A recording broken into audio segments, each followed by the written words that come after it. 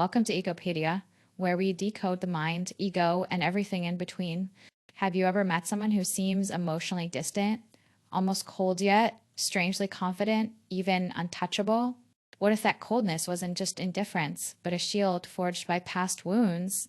Today, we uncover the hidden psychology behind emotional coldness when old pain doesn't just scar the heart, but reshapes the ego. This is when old wounds form new egoism, the psychology behind coldness. Let's begin. When old wounds form new egoism, the psychology behind coldness. In the realm of human behavior, emotional coldness and egoistic detachment are often interpreted as arrogance, cruelty, or indifference.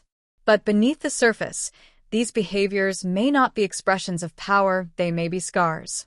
This article explores how early emotional wounds, particularly unresolved trauma and chronic emotional neglect, can shape what we perceive as cold or ego-driven behavior.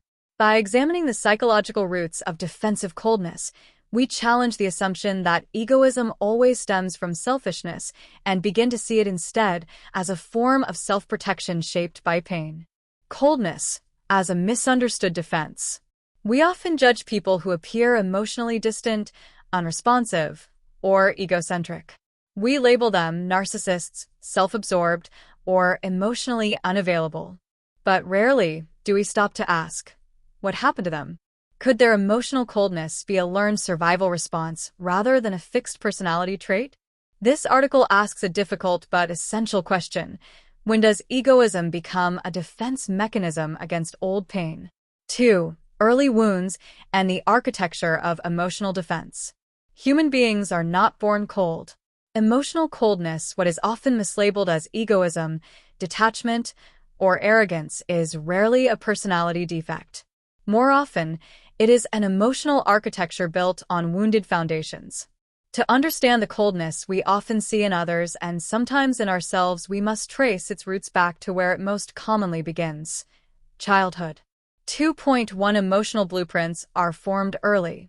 In our formative years, the brain is undergoing rapid development, and our sense of self is shaped through relationships.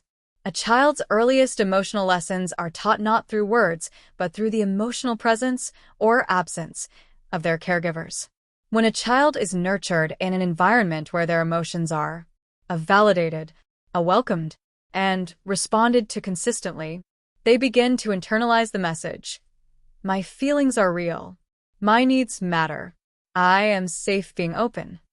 But when a child grows up in a setting where they are ignored or emotionally neglected, shamed for expressing fear, sadness, or anger, used to meet the emotional needs of the parent, parentification, only accepted when they are performing, pleasing, or silent, they learn a very different message.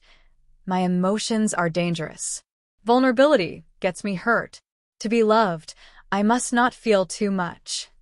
These are the early wounds that set the stage for emotional defense mechanisms and, eventually, the emergence of cold egoism. 2.2 The creation of the inner fortress. In response to these emotional wounds, children do not simply become difficult or shut down, they adapt. This adaptation is intelligent and subconscious.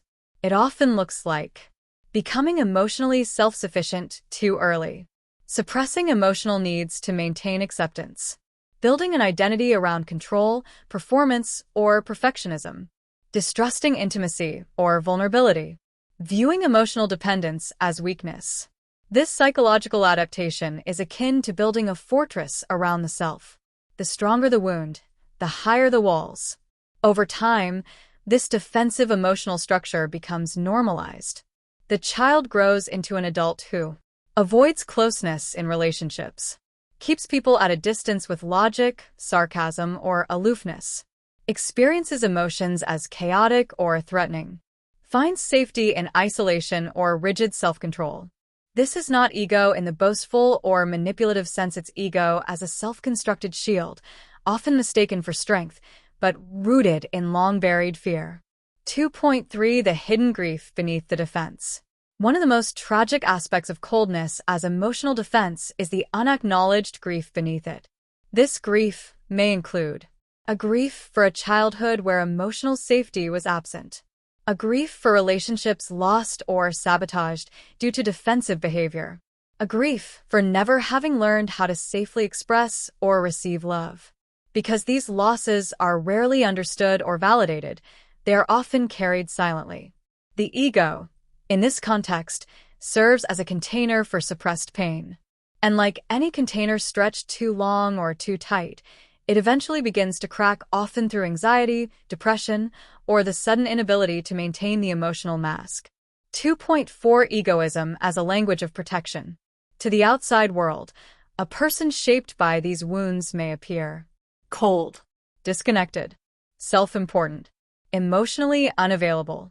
But internally, their behaviors are a language of protection, a way to say, I can't risk needing you. If I get close, I might get hurt again. Being vulnerable has never felt safe. When we recognize this language, we no longer see egoism as arrogance, we see it as a response to emotional injury. And in doing so, we open the door to empathy, healing, and the possibility of reconnection. Old emotional wounds don't just leave pain, they build patterns. These patterns evolve into psychological defenses, which, if left unexamined, harden into emotional coldness and ego-driven identities. Understanding these roots allows us to move from judgment to compassion, both for others and for ourselves. 3. The role of adaptive egoism. To understand why some people seem emotionally detached, cold, or overtly self-focused, we must shift our lens from judgment to curiosity. What we often label as egoism may in fact be adaptive egoism, a psychological mechanism developed not to dominate others, but to survive emotional injury. Adaptive egoism is not the same as pathological narcissism or conscious selfishness. Instead, it is a protective construction, a mental and emotional framework designed to provide stability and safety in the face of past experiences where vulnerability led to pain.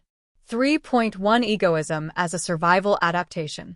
When someone has experienced chronic emotional neglect, invalidation, or betrayal, they often reach an internal conclusion. If I rely on others, I'll be hurt. If I open up, I'll be rejected. So I must rely on myself, protect myself, and keep people out. In this psychological equation, the ego becomes a necessary shield. It compensates for what the person lacked: validation, control, predictability, and dignity. This adaptation can manifest in several ways. Hyperindependence, refusal to ask for help or appear vulnerable. Intellectualization, using logic to avoid emotional discomfort. Detachment, withdrawing from intimacy to avoid disappointment. Self-elevation, inflating self-worth to cover up deep insecurities. Control-seeking, managing people, environments, and emotions to prevent chaos. From the outside, this may appear as arrogance, aloofness, or egotism.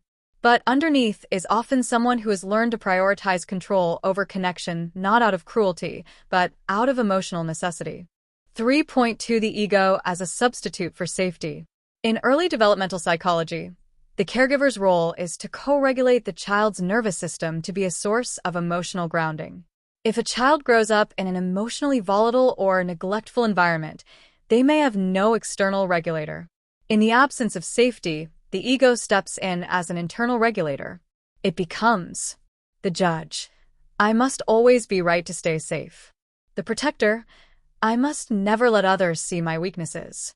The narrator. I'm strong because I don't need anyone. This inner voice can help the individual stay emotionally functional in environments where softness would be punished or exploited. While this adaptation can serve a survival function in childhood or trauma-filled environments, it often becomes a liability in adulthood where intimacy, collaboration, and emotional openness are necessary for healthy relationships. 3.3 The self as fortress, not home. Adaptive egoism builds what looks like a strong sense of self, but it is often hollow. It's a fortress, not a home. Inside this fortress, emotions are carefully curated or suppressed. People are kept at arm's length. The self is managed rather than accepted. Over time, this leads to exhaustion from performing stability, a growing sense of emotional emptiness, difficulty feeling joy, connection, or true intimacy. What kept the person safe is now keeping them stuck. 3.4 Not egocentric, but ego-defended. The term egocentric implies a personality flaw, a fixation on oneself. But many people labeled as egocentric are not self-obsessed. They are ego-defended.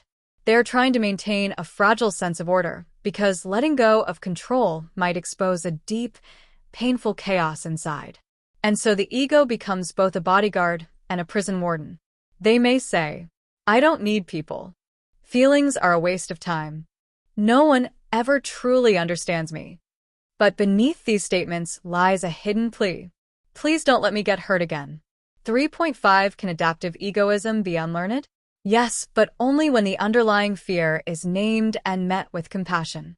Healing begins not by tearing down the ego's defenses, but by thanking them for their service and gently offering the nervous system new experiences of safety. This process might involve therapeutic work to access buried emotional experiences, safe, consistent relationships that model vulnerability without punishment, inner child work where the adult self provides emotional care to the younger self, mindfulness and somatic practices that ground the body in the present moment. The goal is not to destroy the ego, but to integrate it so that it becomes flexible, not rigid, aware, not reactive. Adaptive egoism is not a sign of emotional superiority, but of emotional survival. It arises when the psyche must protect itself from unrelenting emotional exposure or trauma. What looks like coldness is often grief in disguise. What seems like arrogance may be a mask for fear. And when we begin to recognize ego as an intelligent, albeit outdated, adaptation, we can move toward healing with empathy, not shame. 4. The freeze response in the personality. When we speak of trauma responses, most people are familiar with fight and flight. But there is a third, lesser-known trauma response that often goes unnoticed, the freeze response. And when this response becomes ingrained in a person's identity over time, it doesn't just shape behavior, it shapes personality. In many cases, what looks like emotional coldness, indifference, or ego-driven detachment is actually a deeply embedded freeze response that has solidified into a personality trait. 4.1 What is the freeze response? The freeze response is the nervous system's way of saying, "I cannot run and I cannot fight, so I will shut down and disappear." It's a survival strategy that mammals, including humans, use when they're trapped or overwhelmed. This response evolved for situations where any form of action would increase the likelihood of harm. In nature, an animal that plays dead may survive an attack simply by becoming uninteresting to the predator. In humans, the freeze response is more complex. It can show up as numbing out or emotional disconnection, daydreaming or dissociating during stress, a sudden loss of energy or motivation, feeling stuck, frozen, or mentally foggy, difficulty speaking up even when wanting to, avoiding conflict, confrontation, or intimacy. This state becomes problematic not because it's unnatural, but because the nervous system stays stuck in it, long after the threat is past.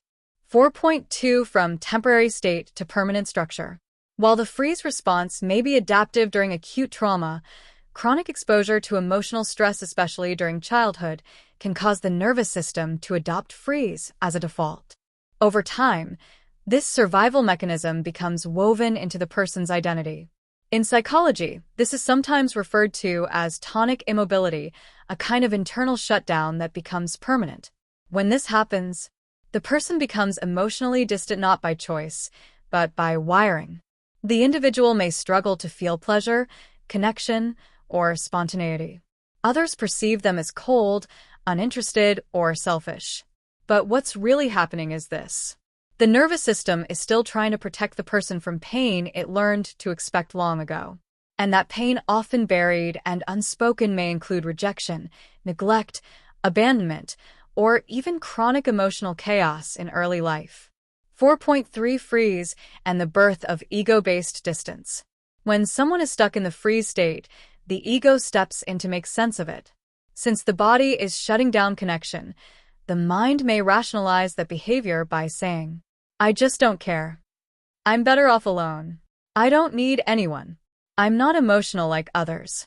This rationalization becomes a kind of ego armor, a mental narrative that matches the body's frozen response. The result is a person who may appear emotionally unavailable or self-absorbed, but in truth, they're trapped in a physiological state that prevents genuine emotional engagement. This isn't apathy, it's adaptive paralysis. 4.4 Misread by society. Misunderstood by self. The tragedy of the freeze personality is that it's so often misread by others as arrogance, selfishness, cold-heartedness. By the self as failure, brokenness, or unworthiness. Because our culture places high value on energy, emotional expressiveness, and sociability, people in a freeze response are often seen as emotionally stunted or difficult.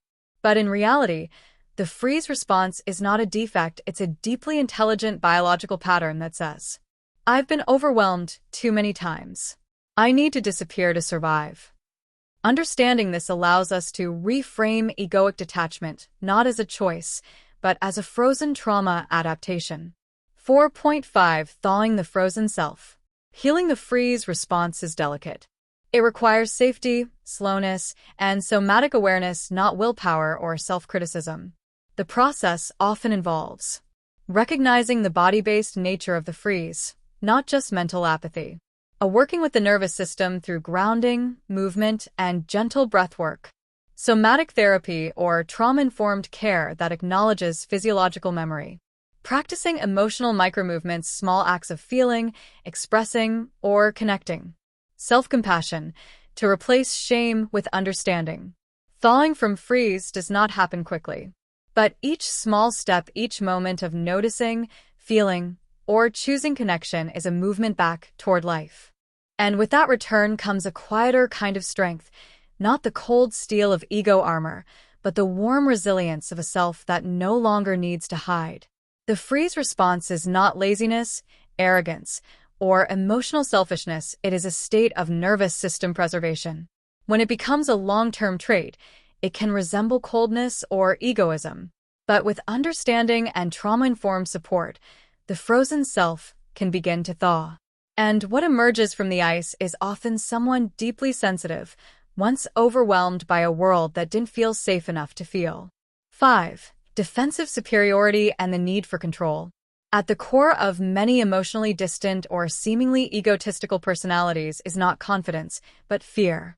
When early emotional wounds are left unacknowledged, the psyche often constructs a protective facade to prevent further vulnerability.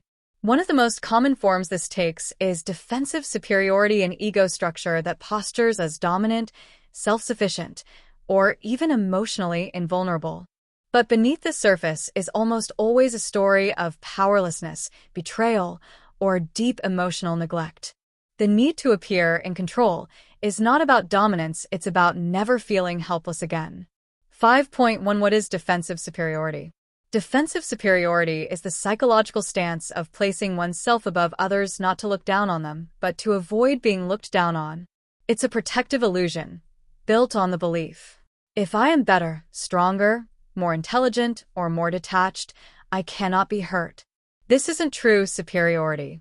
It's not rooted in authentic self-esteem or healthy confidence.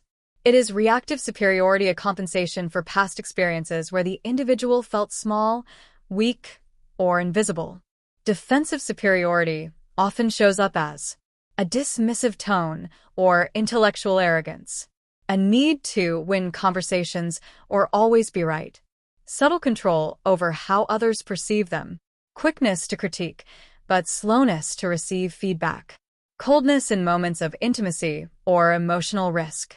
On the outside, this person may appear calm and collected, but internally, they are managing a fear of emotional chaos, often rooted in childhood environments where vulnerability was unsafe or unmet. 5.2 The control strategy: emotional order through ego. When children grow up in unpredictable homes marked by inconsistent caregivers, emotional volatility, or constant criticism, they often internalize one message: I must take control, or I'll be hurt. This need for control becomes central to the ego structure. As adults, these individuals may rely heavily on routines and perfectionism, struggle with uncertainty or spontaneity, Avoid deep relationships that might disrupt their emotional order. Gravitate toward work, status, or intellectualism to anchor their worth. These are not selfish or narcissistic behaviors at the core. They are trauma-driven adaptations, ways of organizing the self to minimize the risk of emotional exposure. Control in this context is not about manipulation. It's about creating predictability in a world that once felt chaotic or dangerous. 5.3 The illusion of superiority as emotional armor. Defensive superiority is often mistaken for genuine confidence. But there is a subtle difference. Confidence says, I trust myself. Defensive superiority says, I must not let anyone question me. One is rooted in self-acceptance, the other in self-protection. For someone wounded by emotional invalidation, criticism, or betrayal, projecting superiority is like wearing armor in battle. They don't want to dominate, they want to survive. But this armor has side effects. It blocks connection. It invites resentment or misunderstanding. It keeps the inner self isolated from authentic care. It turns relationships into battlegrounds instead of safe harbors. In the long term, this can lead to loneliness, burnout, and an unshakable sense of being cut off from others even if surrounded by people. 5.4 Breaking the cycle. Safety before surrender. To disarm defensive superiority, psychological safety must come first. The ego will not let go of control until it senses that surrender will not lead to more harm. Healing may include therapy that focuses on safety, reparenting, and emotional regulation. Inner work that validates past pain without collapsing into it. Relational experiences that prove vulnerability doesn't equal danger. Mindfulness practices that help notice the protective patterns without shame. It's not enough to stop being controlling or just be vulnerable. These patterns are deeply wired. The nervous system must be gently shown that it is safe to soften and that letting others in doesn't always lead to pain. 5.5 Ego as architect of false strength. The danger of defensive superiority is that it builds walls while pretending to build bridges. It creates the appearance of strength, stoicism, independence, invulnerability, but it disconnects us from the core of real strength, which is the ability to feel without fear. When ego takes on the role of protector, it often sacrifices authenticity for safety. But in doing so, it also sacrifices emotional intimacy, trust in others, the richness of shared experience, the quiet joy of being known, not just respected. Understanding this is not about blaming the ego. It's about recognizing that what once protected you may now be limiting you, and that true safety doesn't come from control, but from connection. Defensive superiority is not true arrogance, it is an armor forged in the fire of emotional wounds. It's a way of keeping others at bay, controlling perception, and shielding oneself from vulnerability. While it may offer temporary power or stability, it often leads to long-term disconnection and inner loneliness. Healing comes not from abandoning control entirely, but from learning that emotional safety does not require a constant performance of invulnerability. 6. Loneliness behind the mask. Beneath the calm exterior, the quick wit, the polished image, or even the emotional detachment, there often lives a quiet, persistent ache. Loneliness. For many people whose personalities have been shaped by emotional wounds, the development of coldness or guardedness is not the product of ego in the traditional sense. It is, instead, a form of emotional armor crafted over time to protect the self from repeated injury. But this armor, while effective at keeping pain out, also keeps connection out. And in that isolation, the person finds themselves alone, even in the presence of others. 6.1 Emotional safety versus emotional connection. The human nervous system is hardwired for connection. From infancy, our survival depends on the attunement of others, especially caregivers, to our needs. But when those early connections are unreliable, invalidating, or harmful, we adapt by creating internal safety systems that prioritize emotional self-sufficiency. These systems often manifest as emotional distance or detachment, hyperindependence, masking feelings with humor, intellect, or indifference, keeping relationships surface level or transactional, avoiding vulnerability or authenticity in social settings. The result is that a person may look self-contained and unbothered, but inside, they are managing a constant emotional equation. Connection is risky. Isolation is painful. Which one can I survive today? In this calculation, safety often wins over connection, and the person chooses solitude not because they want it, but because it hurts less than being unseen or misunderstood. 6.2 Loneliness in a crowded room. What's most heartbreaking is that people who wear this emotional mask often crave connection the most.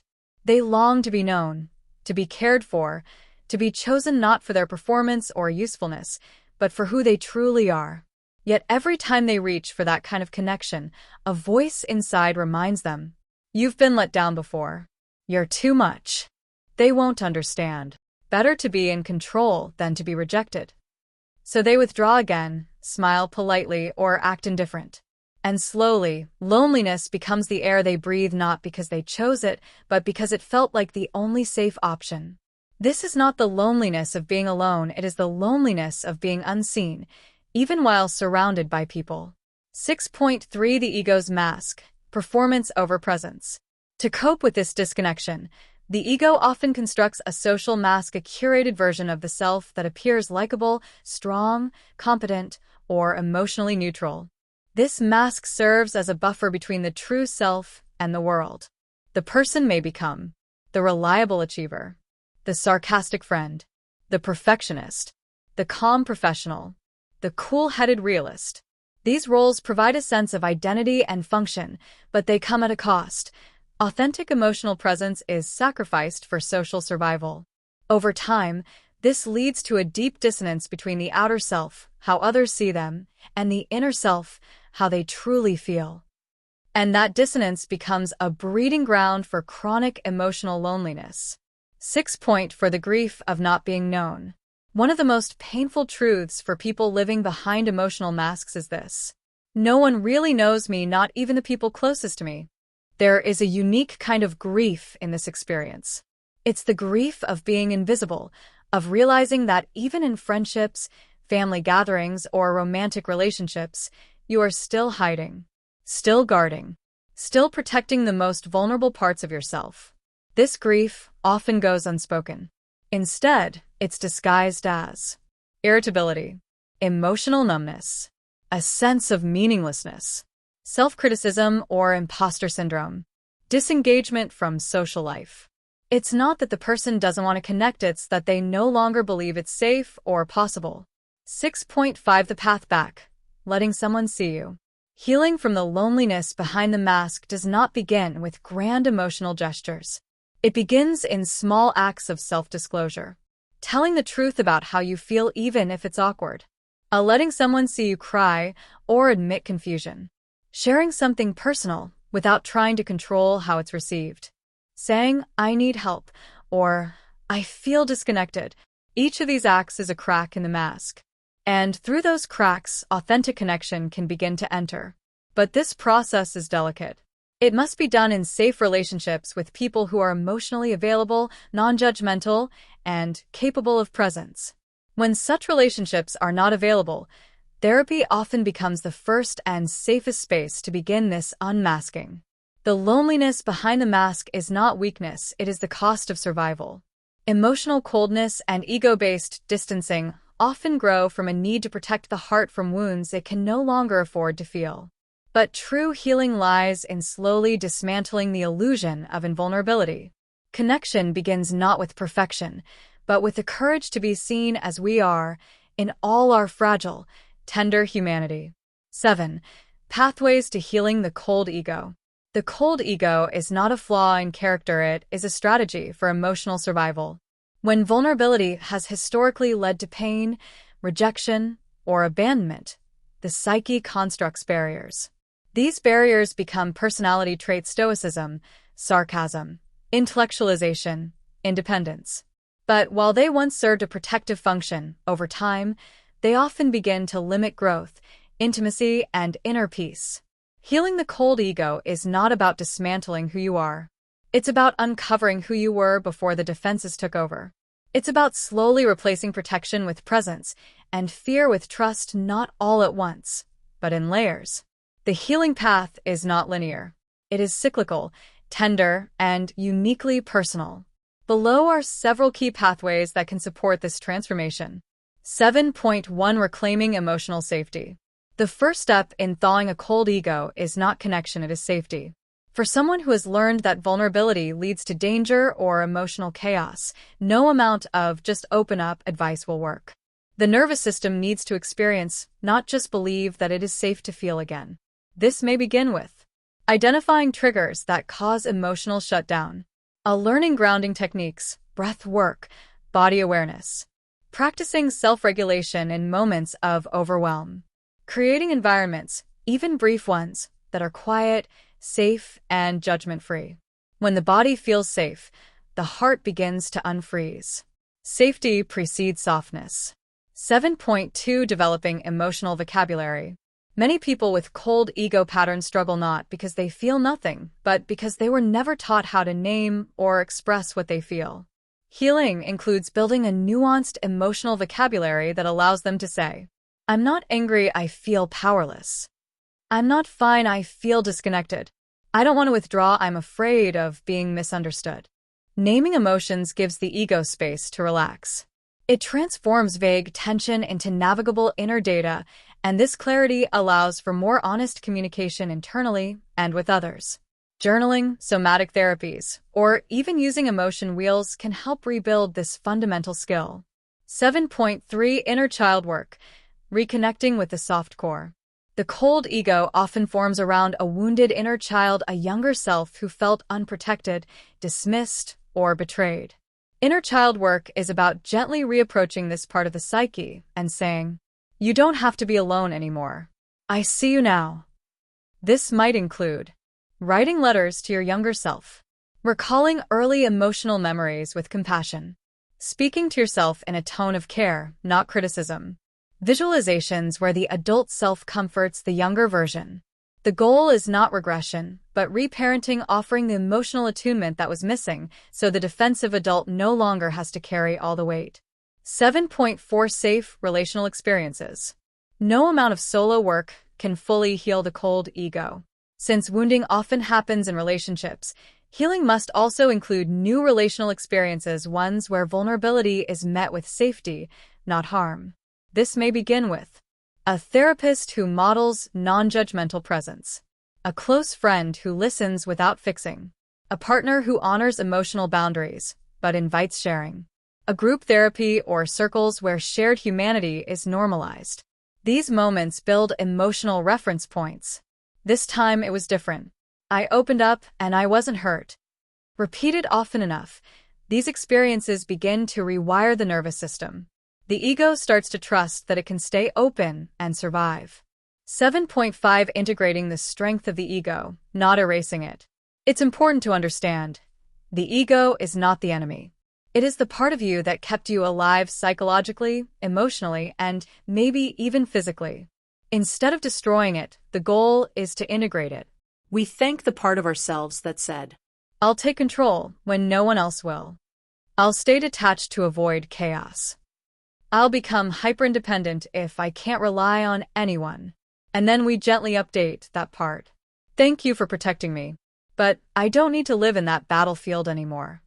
This integration allows you to retain the wisdom of your defenses, discernment, resilience, boundaries, while softening the rigidity that once shut others out. 7.6 Choosing connection, slowly and intentionally.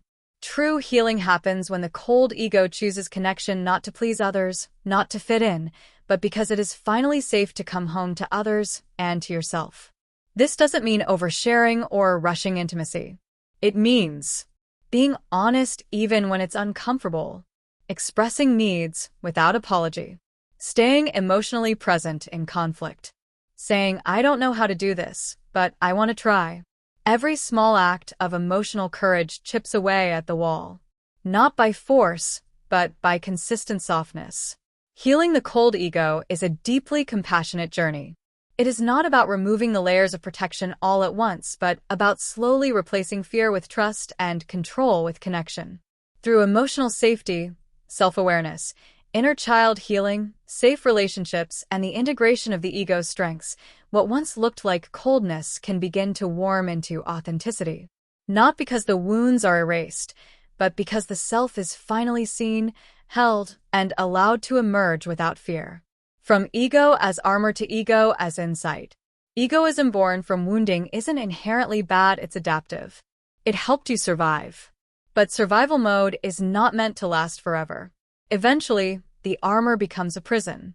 By understanding the psychology behind emotional coldness, we open the door to greater empathy for ourselves and others. We begin to see ego not as an enemy, but as a signal that something within us longs not for power, but for healing, safety, and reconnection. Final thought. Sometimes, the coldest people were once the warmest until the world taught them it wasn't safe to stay open. If this resonates with you, perhaps it's not about becoming less selfish, but about learning how to trust warmth again.